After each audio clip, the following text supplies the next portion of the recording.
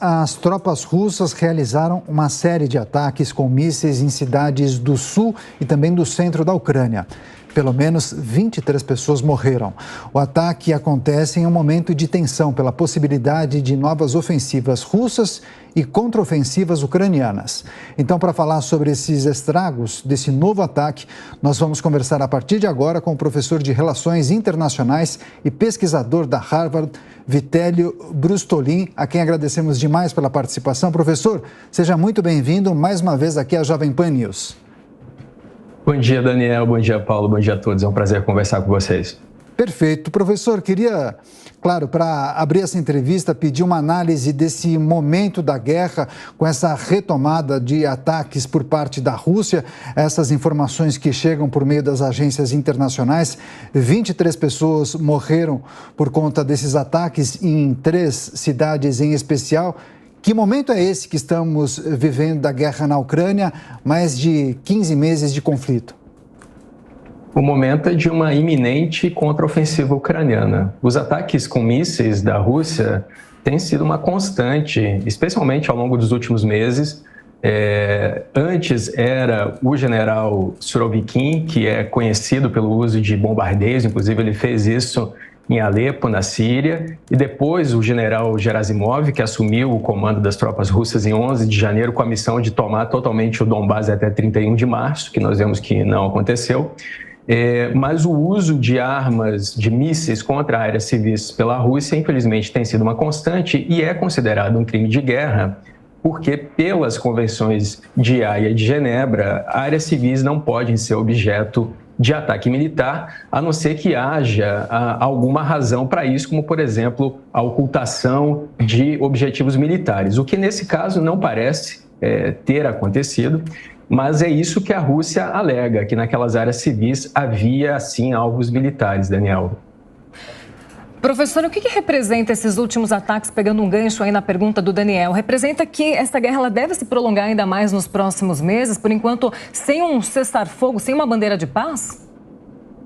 Paula, isso depende da contraofensiva ucraniana, porque se os ucranianos forem efetivos em retomar pelo menos uma parte dos 17% do seu território que hoje é ocupado por forças russas, é possível que continue o apoio maciço de países aliados, especialmente membros da OTAN, para tentar expulsar ainda mais as tropas russas. No entanto, se essa contraofensiva não for efetiva, se a Rússia continuar mantendo territórios ucranianos, existe a tendência de congelamento das linhas de frente. Isso levaria possivelmente aos interesses russos de um cessar-fogo com alguma contenção de território ucraniano nessas 4 regiões ocupadas atualmente, Kherson, Zaporizhia, Donetsk e Luhansk, e mais a Crimeia, que vinha sendo ocupada desde 2014, Paula. Agora, professor, Volodymyr Zelensky já externou a necessidade de receber reforços, né? A gente tem, claro, observado ao longo dos últimos meses essa resistência do exército da Ucrânia, mas isso deve-se em parte também às ajudas que estão sendo oferecidas e ofertadas pelos países do Ocidente. Até quando vai essa resistência de Volodymyr Zelensky? Inclusive, é possível a gente avaliar que a entrada da China em uma possível negociação de paz pode arrefecer os ânimos? Daniel, os ucranianos não têm opção a não ser defender a Ucrânia, porque se eles pararem de lutar, a Ucrânia acaba, né? Então, existe sim uma tentativa de montar novas brigadas para essa contraofensiva agora de primavera ou verão, porque ninguém sabe exatamente quando que vai acontecer. Foram montadas 9 brigadas, cada brigada tem de 3 a 5 mil soldados. Para a gente ter uma ideia, na última contraofensiva da Ucrânia, que começou lá nos últimos dias de agosto e se prolongou até novembro do ano passado, foram utilizadas 4 brigadas. E a Ucrânia conseguiu retomar territórios em Kharkiv e a capital do Oblast de Kherson. Então, existe sim um efetivo para essa contraofensiva, bem equipado, com armas combinadas. Além dos mais de 230 tanques de guerra, foram entregues à Ucrânia mais de 1.500 veículos de combate, o Bradley, o Stryker, que são veículos blindados de infantaria. Existem também aviões entregues, o MiG 29 foi entregue para a Ucrânia, 41 unidades foram prometidas, a gente não sabe quantos foram de fato entregues, porque esses dados não foram divulgados. Mas o que acontece é que é muito possível que a Ucrânia ataque em áreas estratégicas para ela mesma. Por exemplo, se ela conseguir avançar pelo rio Dnipro, o que por si só é uma tarefa militar difícil, porque envolve a travessia de um rio, e conseguir retomar o restante do Oblast de Kherson, ela consegue cortar o suprimento de água que vai para a Crimeia. Que a passagem terrestre para a Crimeia tem de 5 a 7 quilômetros apenas com a Ucrânia.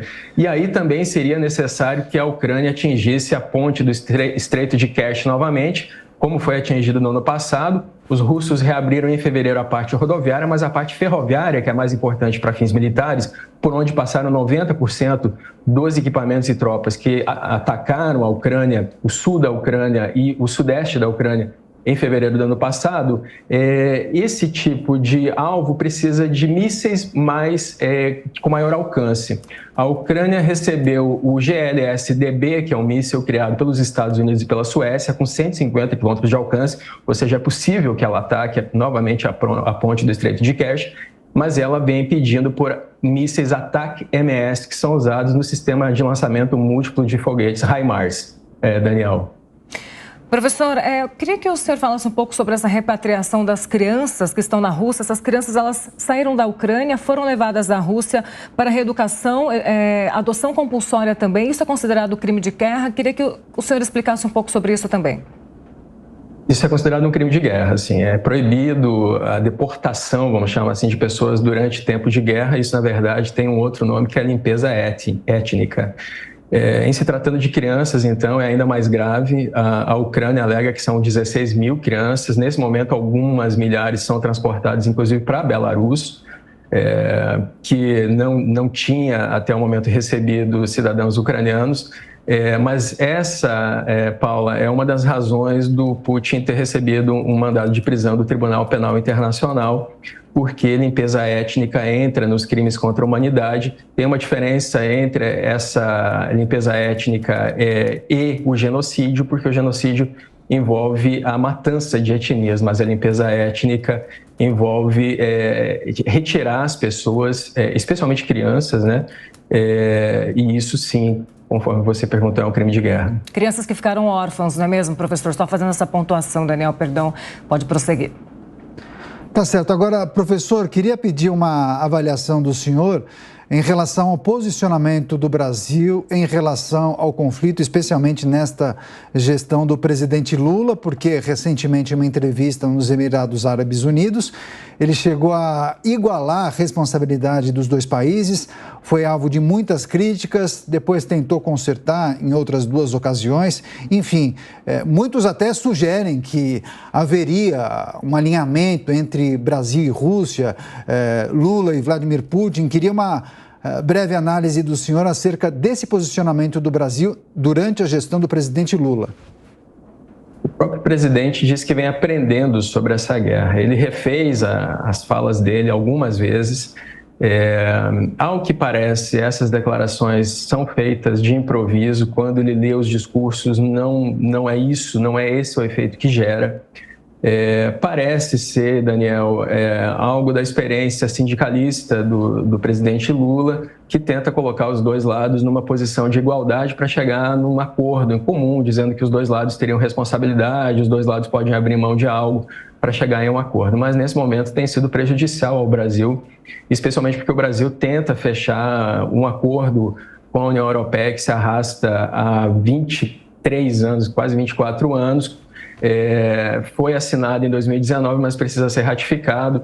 E a União Europeia vem balanceando essas questões geopolíticas com as questões comerciais. Quando a Ursula von der Leyen, por exemplo, esteve na China, ela ameaçou Xi Jinping de desfazer o acordo comercial entre a União Europeia e China, que foi assinado em 2020, se a China apoiasse militarmente a Rússia. E teve uma pergunta que vocês fizeram sobre a possibilidade da China intermediar um tratado, um acordo de paz. Isso sim é muito bem-vindo. A China está enviando emissários. para a Ucrânia para tentar uma negociação. E a China também tem tido um importante papel renegando o uso de armas nucleares. Naqueles 12 tópicos que ela apresentou para uma saída para a paz, um dos tópicos mais importantes é o uso preventivo de armas nucleares, é condenado pela China, assim como é condenado pela Índia, ou seja, isso evitaria uma escalada desastrosa da guerra que poderia desembocar numa guerra nuclear, Daniel. Os novos capítulos da guerra na Ucrânia em destaque nessa entrevista especial com o professor Vitélio Brustolin, a quem agradecemos demais pela participação. Professor, bom fim de semana, bom feriado e volte mais vezes aqui à Jovem Pan News. Bom fim de semana, bom feriado a todos. Obrigado.